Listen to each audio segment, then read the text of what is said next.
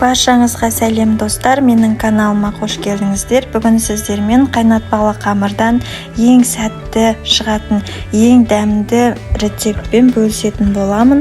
Менімен бірге болыңыздар.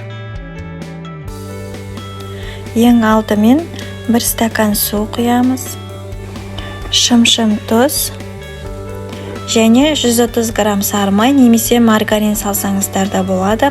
Суымыз қайнап, сары май ерігеннен кейін 1,5 стакан ұн саламыз. Баяу отта жасаймыз, асты жабысып қалуы мүмкін.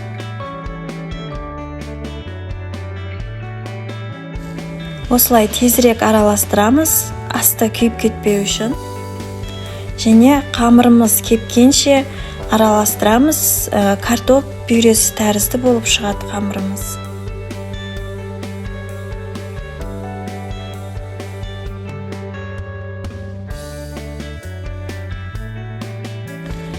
Қамырымыз дайын болды. Енді оны басқа ыдысқа салып суытатын боламыз. Қамыр толықтай суы қажет. Оны ыстық кезінде жұмыртқаны салуға болмайды. Енді жұмыртқаларымызды бір-бірден салып араластырамыз. Қолмен араластырсаңыздар да болады. Мен осы миксерді қолданамын.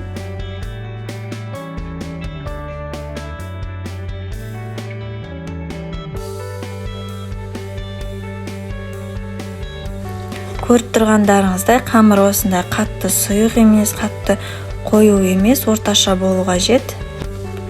Енді 333 нөмірлі насаткамен қамырымызды орналастырып шығамыз.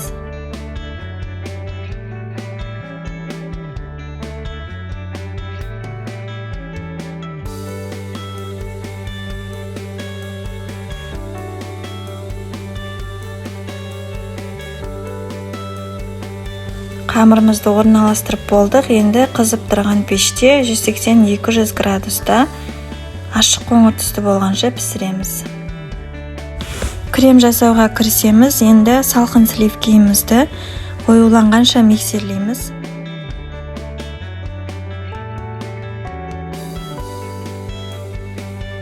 Сливкеміз қоюланды. Енді илегіштің көмегімен сахарный пудрамызды илеп миксерлейтін боламыз, қою болғанша.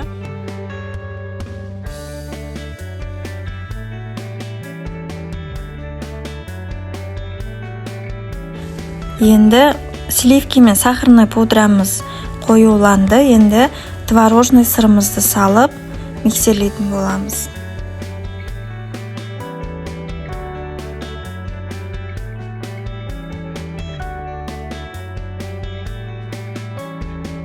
Біздің творожный креміміз дайын болды. Енді кондитерский мешоктың көмегімен ішіне крем салып шығамыз.